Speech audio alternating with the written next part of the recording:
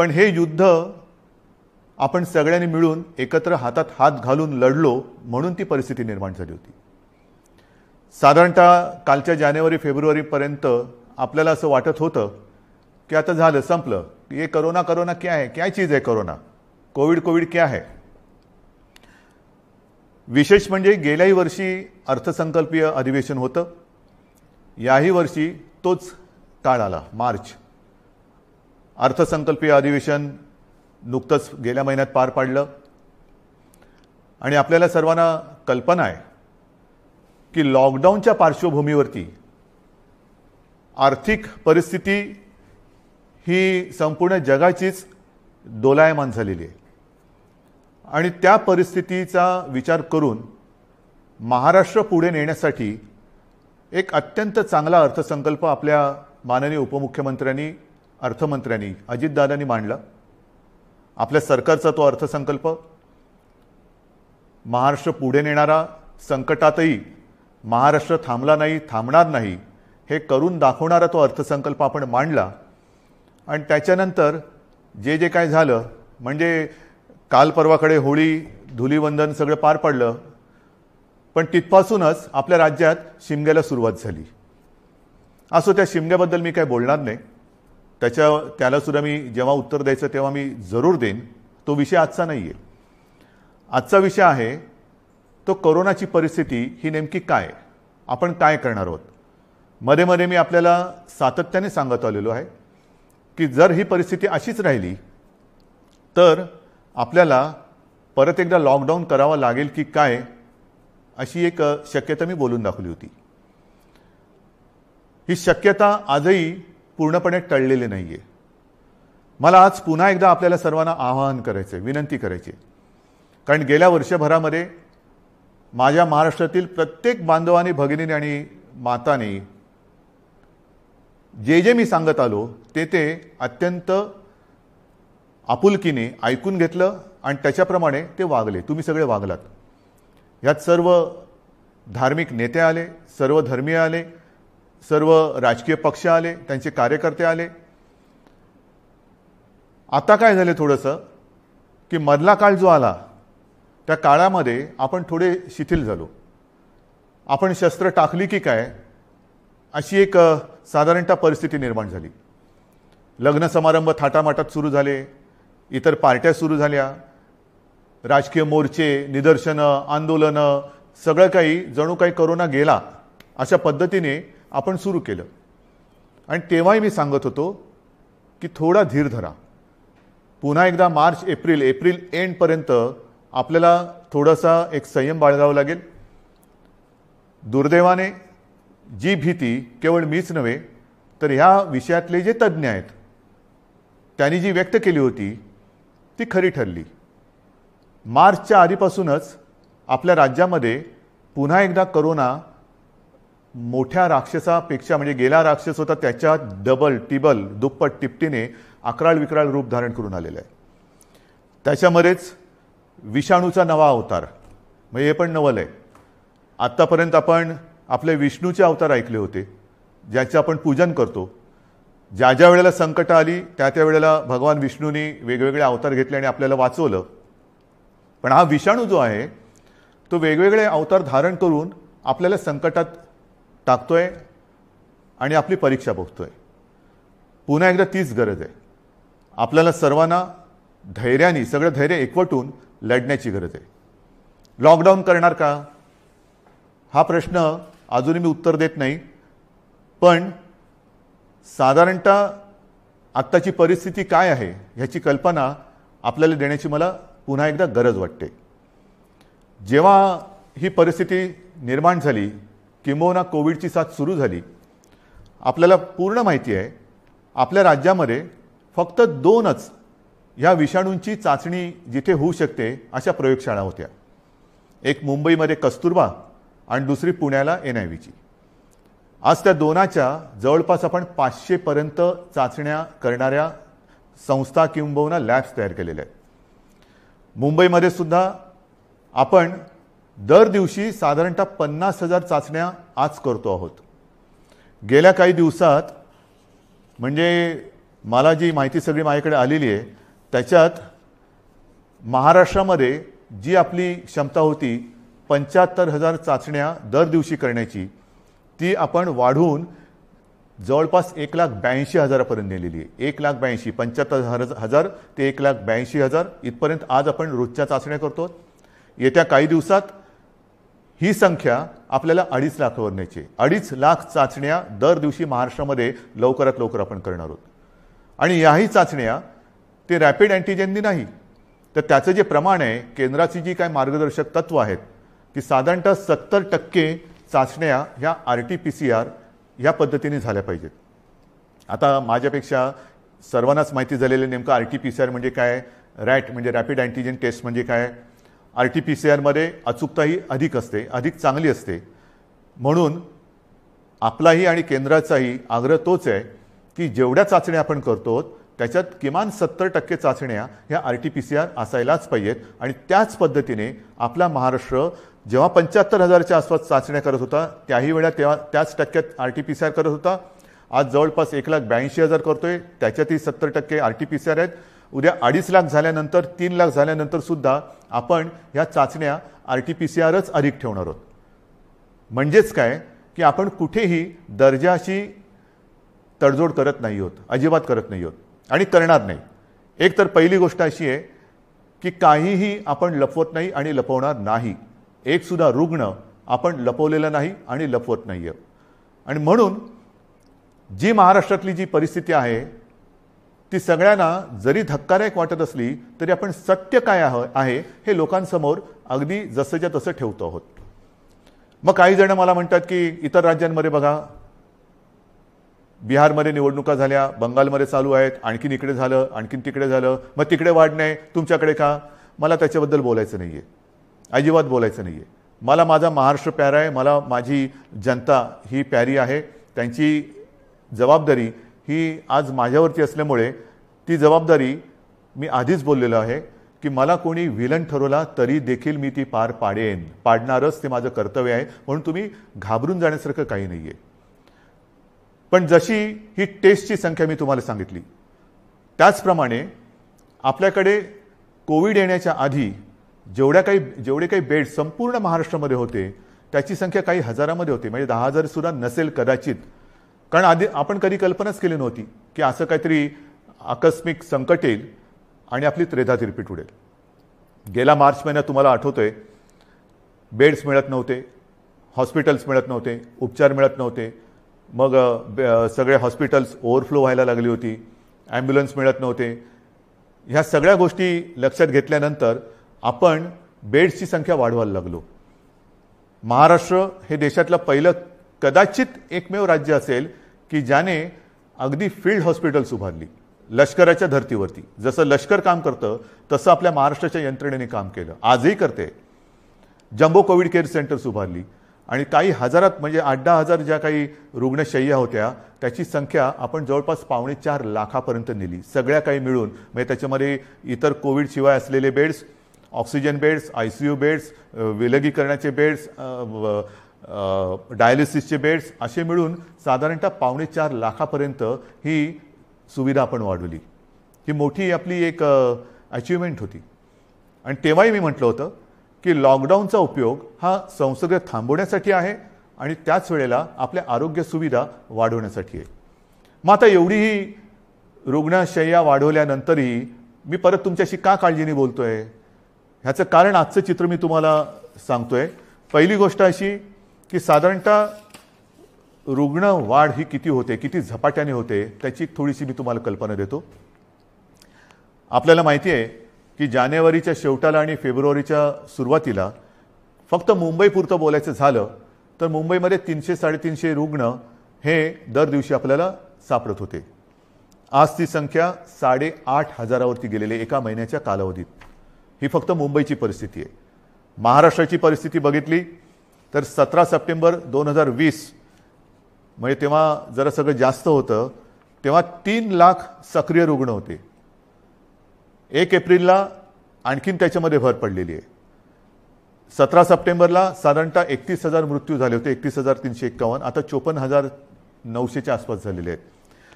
त्यावेळेला एका दिवशी आढळलेले रुग्ण हे 24,619 होते 17 सप्टेंबरला.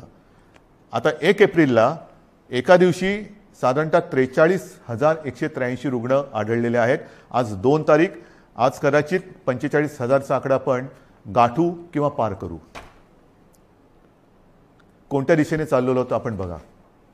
आणि याच वेगाने जर का ही रुग्णवाढ होत राहिली तर मी जे तुम्हाला सांगितलं त्याच्यात मी बेड्सची तुम्हाला कल्पना देतो. साधारणतः विलगीकरणच्या ज्या बेड्स आहेत त्या 2,20,000 आहेत महाराष्ट्रामध्ये. आत्ताच त्या 1,37,549 भरलेले आहेत. म्हणजे 62% हे बेड्स भरले गेलेत. आयसीयूचे बेड्स हे 20,519 आहेत. ते जवळपास 48% आज भरलेले आहेत. ऑक्सिजनचे बेड्स आहेत ते सुद्धा 62,000च्या आसपास आहेत. ते 25%च्या आसपास आज भरलेले आहेत. व्हेंटिलेटर्स 9,347 ते पण 25% जवळपास आज वापरात आहेत. ही परिस्थिती फार चिंताजनक आहे. आणि म्हणून मी आज आपल्याशी संवाद साधायला आलो की ही परिस्थिती अशीच राहिली तर आणखीन 15-20 दिवसामध्ये आपल्याला ह्या सगळ्या सुविधा ज्या आहेत त्या अपुऱ्या पडायला लागतील. मग काही जण म्हणतील सुविधा वाढवत का नाही? वाढवतो ना. मी आदेश दिलेले आहेत की जिथे जिथे आवश्यक आहे आवश्यकतेनुसार या सुविधा वाढवा. पण सुविधा वाढवणं म्हणजे काय करणं? बेड्स वाढवणं आलं, व्हेंटिलेटर्स मिळतील, ऑक्सिजनचा साठा सुद्धा आज आपल्याकडे फार मर्यादित आहे, तोही वाढवण्याचा आपला प्रयत्न सुरू आहे. औषधांचा साठा आपण घेऊ शकतो. परंतु बेड्स वाढले, व्हेंटिलेटर्स वाढले, आयसीयूचे बेड्स वाढले तरी डॉक्टर्स कसे वाढणार? नर्सेस कशा वाढणार? आरोग्य कर्मचारी कुठून आणायचे? हा विचार फार महत्त्वाचा आहे. आणि इकडेच खरा चिंतेचा विषय आहे. गेले वर्षभर ही संपूर्ण आपली यंत्रणा, मग त्याच्यात डॉक्टर्स आहेत, नर्सेस आहेत, आरोग्य कर्मचारी आहेत, पोलीस आहेत, आशा अंगणवाडी सेविका आहेत, महसूल यंत्रणेचे काही कर्मचारी आहेत, यांच्यापैकी बऱ्याच जणांना कोविडने गाठलेलं आहे. आजारातनं ते बरे झालेले आहेत.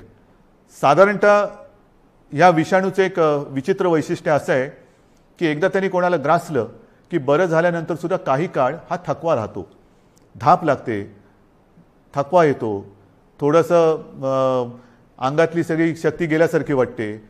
मग डॉक्टर सांगतात आता तुम्ही निगेटिव्ह झालेला आहात परंतु आराम करा.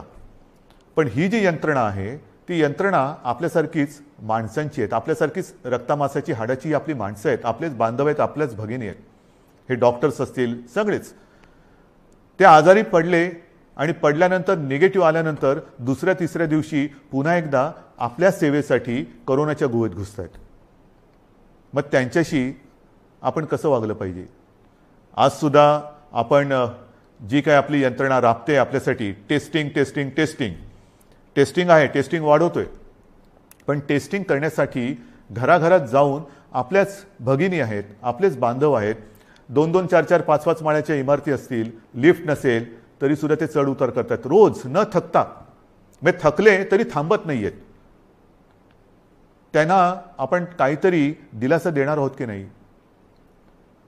एकूण हे जे काय सगळे चित्र आहे, बोलणारे सगळे बोलतात की आपण हे केलं पाहिजे, आपण ते केलं पाहिजे, लसीकरण वाढवलं पाहिजे.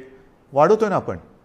कालच्या दिवसात तुम्हाला मी अभिमान हा शब्द इकडे वापरणं योग्य ठरणार नाही, पण तुम्हाला समाधान वाटलं पाहिजे की महाराष्ट्र हा देशातला नंबर 1चं राज्य महाराष्ट्र ठरलेलं आहे. कालच्या दिवसात एका दिवशी आपण 3 लाख नागरिकांना लसीकरण केलेलं आहे. 3 लाख एका दिवसात. म्हणजे आत्तापर्यंत आपण जेव्हापासून लसीकरणाला सुरुवात झाली सुमारे 65 लाख, त्याच्यात आजचा आकडा मी धरलेला नाही आहे, 65 लाख आपल्या नागरिकांना आपण लसीकरण केलेलं आहे. अजूनही आपण मागणी करतोय, केंद्र आपल्याला देत आहे, पण पुरवठा वाढवायला पाहिजे. आणि पुरवठा वाढवल्यानंतर आपली क्षमता आज जी 3 लाख आहे ती लवकरात लवकर किमान 6 ते 7 लाख दर दिवसाला करण्याची आपली क्षमता आहे. पण तेवढ्या लसचा पुरवठा झाला पाहिजे. ती मागणी आपण करतोय. होईल, मागणी मान्य होईल, मी काय त्याच्यावर टीका नाही करत आहे, कारण सगळ्याच राज्यांना द्यायचं आहे. तर ही आपली क्षमता आहे. परंतु होतंय असं की लस घेतल्यानंतर, आता मी सुद्धा एक डोस घेतलेला आहे लसचा, आपल्याशी बोलताना आजूबाजूला कोण नाही म्हणून आणि म्हणूनच मी मास्क काढून आपल्याशी बोलतोय. पण लस घेतल्यानंतर सुद्धा काही जण कोरोनाने बाधित होत आहेत. का होत आहेत? कारण लस घेतली आता सगळं झालं असं नाही आहे. लस घेतल्यानंतर सुद्धा मास्क हा घालणं अनिवार्य आहे. मी मधल्या काळामध्ये माननीय पंतप्रधानांनी जी एक व्हिडिओ कॉन्फरन्स घेतली त्याच्यात हा मुद्दा मी काढला होता आणि मी बोलताना असं बोललो होतो की आमच्या इथे लसचे दोन्ही डोस घेतल्यानंतर सुद्धा आणि तो मधला कालावधी झाल्यानंतर सुद्धा काही लोकांना संसर्ग झालेला आहे. तेव्हा स्वतः माननीय पंतप्रधानांनी सांगितलं की एक गोष्ट लक्षात घ्या की लस घेतली म्हणजे कोविड होणार नाही अशातला भाग नाही आहे. कोविड होईल पण त्याची घातकता कमी होईल. म्हणजेच काय की साधारणतः धुवाधार पावसामध्ये एक छत्री असावी तशी एक ही छत्री आहे, जरूर आहे. पण आत्ता नुसता पाऊस नाही आहे, वादळ आहे आणि या वादळामध्ये लस घेणे ही एक साधारणतः आपल्याकडे छत्री आहे, त्यातल्या त्यात कमीत कमी भिजावं म्हणून. आणि लस घेणं, टेस्ट वाढवणं, रोजच्या चाचण्या वाढवणं हा उपाय अजूनही तरी मी मानायला तयार नाही. जेवढ्या आपण चाचण्या वाढवतो आहोत तेवढी रुग्णसंख्या आपल्याला कळते, उपचारासाठी आपण त्याने घेतोय. परंतु रुग्णवाढ थांबवण्यासाठी अजून कोणी उपाय सांगत नाहीये. काय आहे उपाय? उपाय नाहीये. पण लसीकरण करा, लसीकरण करतो आहोत. आज मी पुन्हा एकदा सांगतो, संपूर्ण देशात आपलं राज्य हे लस देणारं नंबर 1चं राज्य आहे. आजच्या दिवशी आपण 3 लाख नागरिकांना दर दिवशी लस देतोय. काल परवापासून 3 लाख हा आकडा गाठलेला आहे. परत एकदा सांगतो, लसीचा पुरवठा आपल्याला ज्या क्षणी वाढेल तेव्हा ही क्षमता आपण दुपटी तिपटीने वाढवू शकू एवढी आपली नाही म्हटलं तरी ताकद आहे, नक्कीच आहे. म्हणजेच काय की एका बाजूला आपली ही यंत्रणा ट्रॅकिंग, ट्रेसिंग, टेस्टिंग ह्याच्यासाठी बिझी आहे, दुसरीकडे उपचारांसाठी बिझी आहे, तिसरीकडे हीच यंत्रणा लसीकरणासाठी सुद्धा व्यस्त आहे. हे सगळं एकत्रित आल्यानंतर त्यांची काय स्थिती होत असेल ह्याचा थोडा आपण विचार केला पाहिजे. आणि म्हणून मला असं वाटतं की लॉकडाऊन करायचं का? इतर देशांनी काय केलेलं आहे? इतर देशाचा जर का आपण अंदाज घेतला तर अमेरिकेने सुद्धा 7 कलमी कार्यक्रम जाहीर केले आहे. त्याच्यामध्ये सुद्धा त्यांनी असं म्हटलेलं आहे की राजकारण नको, जीव महत्त्वाचा आहे, असं राष्ट्राध्यक्षांनी आवाहन केलं आहे. मला असं वाटतं आपल्याकडे सुद्धा सर्व पक्षीयांनी त्यांनी केलेलं आवाहन नाही पण निदान मी केलेली विनंती मानायला काय हरकत नाही आहे. जीवाशी खेळ नको, कृपा करून याच्यात राजकारण आणू नका. ब्राझीलमध्ये तर फारच पंचायत झालेली आहे, कारण तिकडे मार्चच्या एका महिन्यात जवळपास 60,000 मृत्यू झालेले आहेत. मृत्यूदर दुपटीने वाढला आहे. बेरोजगारीची म्हणजे मृत्यू पण होत आहेत आणि बेरोजगारीची पण समस्या वाढते. फार विचित्र परिस्थिती ब्राझीलमध्ये. रशियामध्ये पण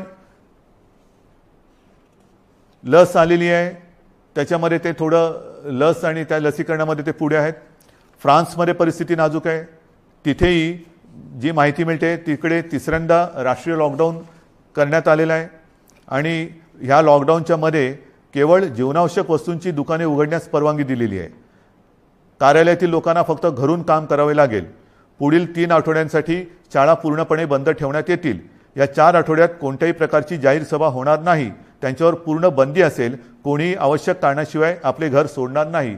हे मी तुम्हाला नाही सांगितलं, हे फ्रान्समधलं वातावरण तुम्हाला सांगतो. नाही तर तुम्हाला वाटेल मी आत्ताच काहीतरी लॉकडाऊन जाहीर केले काय.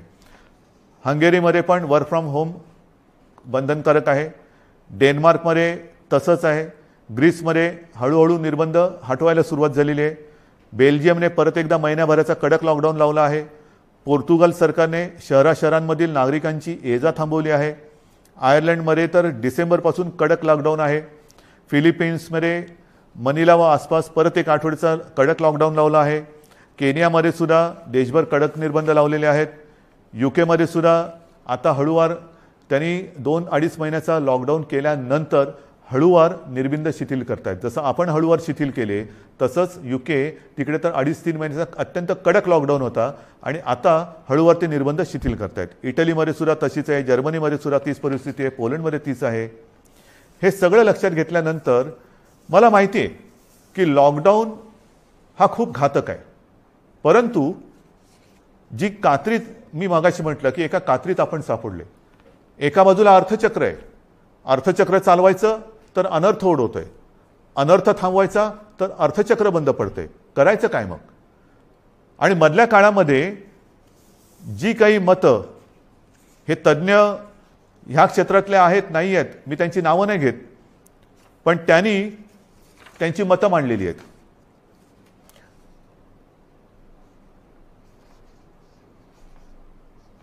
सर्वसामान्यांना त्रास होईल अशी लॉकडाऊनची भूमिका, मी पक्षाचं नाव घेत नाही कारण मला राजकारण आणायचं नाही, आम्ही खपवून घेणार नाही. तुम्हाला आलेला झटका म्हणजे नियम नको. महाराष्ट्रामध्ये कोरोनाचं नाटक पुन्हा सुरू झालेलं आहे. कोरोनाच्या संसर्गाला लॉकडाऊन हा पर्याय नाही. आम्ही लॉकडाऊनला जोरदार विरोध करू, रस्त्यावरती उतरू. हिटलरसारखं वागू नका. सर्वसामान्य जनतेला लॉकडाऊन परवडणारा नाही. जनता आधीच लॉकडाऊनला कंटाळली आहे, त्यामुळे राज्यात लॉकडाऊन लावणे हा पर्याय नव्हे. लॉकडाऊन हा अंतिम पर्याय होऊ शकत नाही. लॉकडाऊन लावायचं असेल तर आधी रोजगाराचे पैसे 5,000 रुपये का काय ते थेट खात्यात जमा करा. एका उद्योगपतीने सांगितले की लॉकडाऊन लावण्याच्या ऐवजी आरोग्य सुविधा वाढवा. आता आरोग्य सुविधा मी तुम्हाला सांगितली काय परिस्थिती आहे. गेल्या वर्षभरात आपण एवढी आरोग्य सुविधा वाढवली, अजूनही वाढवतो आहे.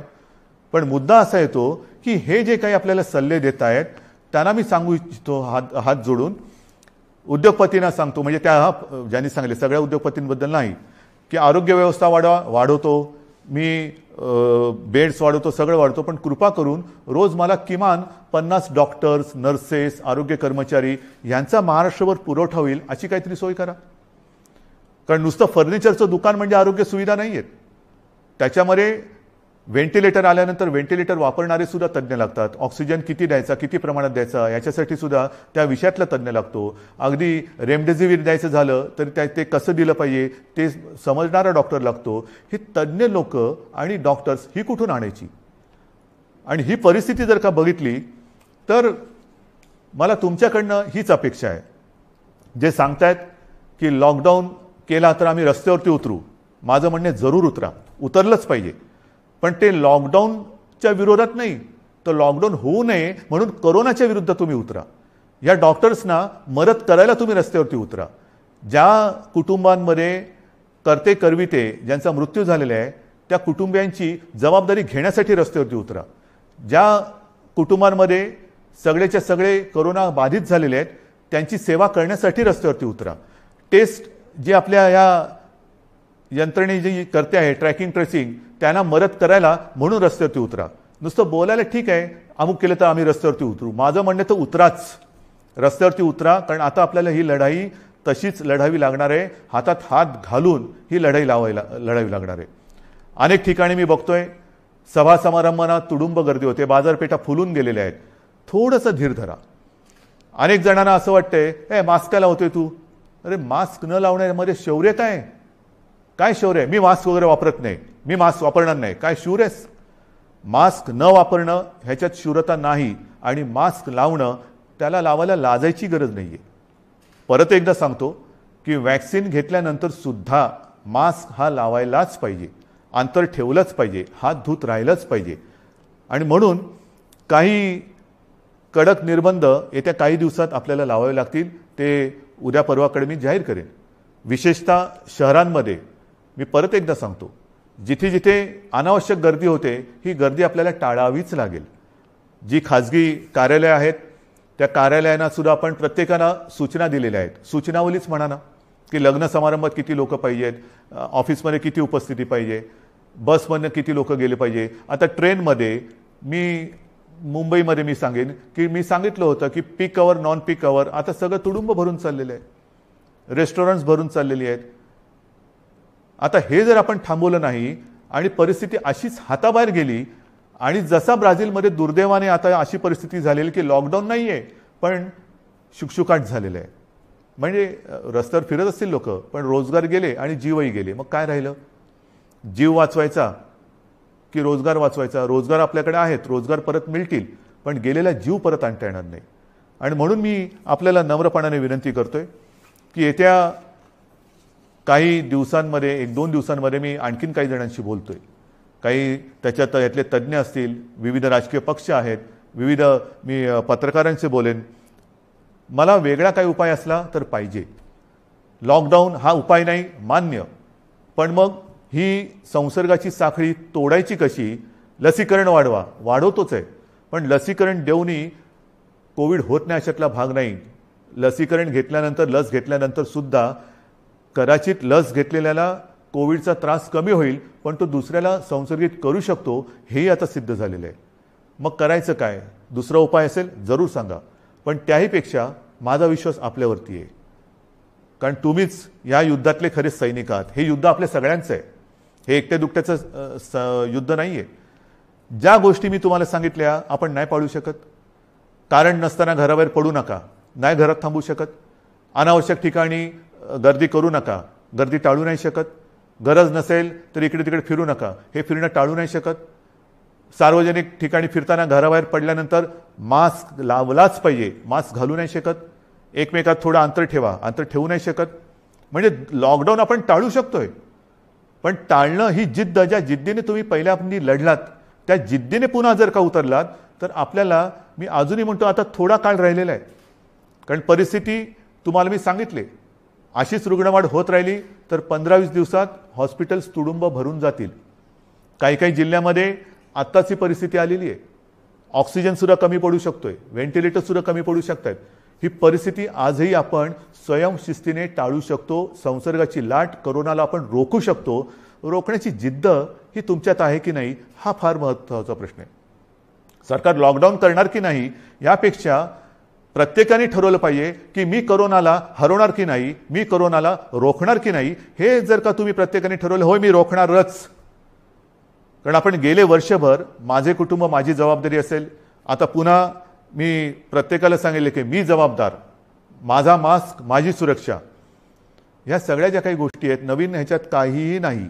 जे पहिल्या दिवशी होतं ते आजही आहे. फक्त थोडंसं काय झालंय की सुरुवातीला जी एक कोरोनाची दहशत होती ती दहशत गेली, आपण गाफील झालो आणि कोरोनाने बरोबर आपल्याला गाठलं. अजूनही कोरोनाने आपल्यावरती मात केलेली नाही, मी त्याला करू देणार नाही, अजिबात नाही. मात आपणच त्याच्यावरती करायची आहे. पण ही मात करताना जर आपण घट्ट उभे राहिलो, सगळ्या जणांनी, संपूर्ण सगळ्या राजकीय पक्षाने मी पुन्हा एकदा हात जोडून विनंती करतो आहे की कृपा करा, जनतेच्या जीवाशी खेळ होईल असं राजकारण करू नका. जे सरकार पावलं उचलत आहे ते जनतेच्या हितासाठी उचलते. अर्थचक्रही फिरवायचं आहे, गरिबाची रोजीरोटी वाचवायची आहे, पण त्याचबरोबरीने सगळ्यात आधी आपल्याला त्यांची जीव वाचवायची आहे. म्हणून जीवाला पहिलं महत्त्व द्यायचं आहे आणि त्याच्यानंतर मग बाकीच्या ज्या काही गोष्टी आहेत त्या आपल्या हातातल्या आहेत त्या आपण करू शकतो. म्हणून आजसुद्धा मी पूर्ण लॉकडाऊनचा इशारा देतो आहे, लॉकडाऊन जाहीर करत नाही आहे. पण 1-2 दिवसामध्ये जर का दृश्य स्वरूपामध्ये ह्या गोष्टी आढळल्या नाहीत आणि दुसरा उपाय जर मी आता पुढच्या 1-2 दिवसांत ज्यांच्याबरोबर बैठका घेतोय त्यांच्याकडनं आला नाही तर मग मात्र आहे ती परिस्थिती अशीच्या अशी स्वीकारा, जे मला नाही जमणार. माझ्या डोळ्या देखत हे मी बघणार नाही आणि आपणही नाही बघायचं आहे.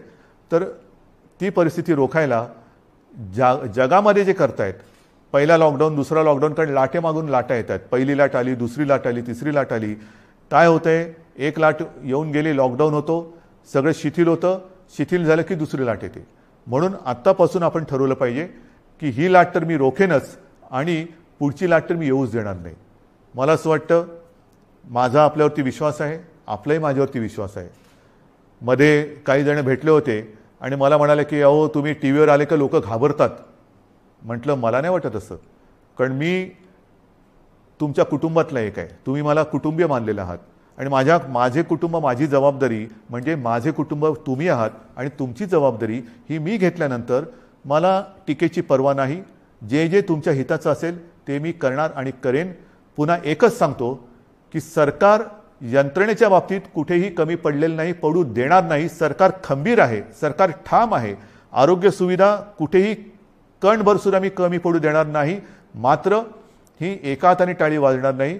2 हात जेव्हा एका हातात हात घालून आपण काम करू तर आणि तरच यश मिळेल. आणि मला आपल्या सहकार्याची अपेक्षा आहे. सर्व राजकीय पक्षांकडनं अपेक्षा आहे, सर्व धर्मियांकडनं अपेक्षा आहे. पुन्हा एकदा आपल्या उत्सवांवरती, सणांवरती बंधनं आणावी लागतील. जसं गेल्या वर्षी आपण सहकार्य केलं तसंच पुन्हा एकदा हे सहकार्य कराल अशी आशा नाही, असा विश्वास व्यक्त करतो. आणि ही लढाई पुन्हा एकदा लढण्यासाठी आणि जिंकण्यासाठी सिद्ध व्हा, एवढ्याच शुभेच्छा देतो. जय हिंद, जय महाराष्ट्र.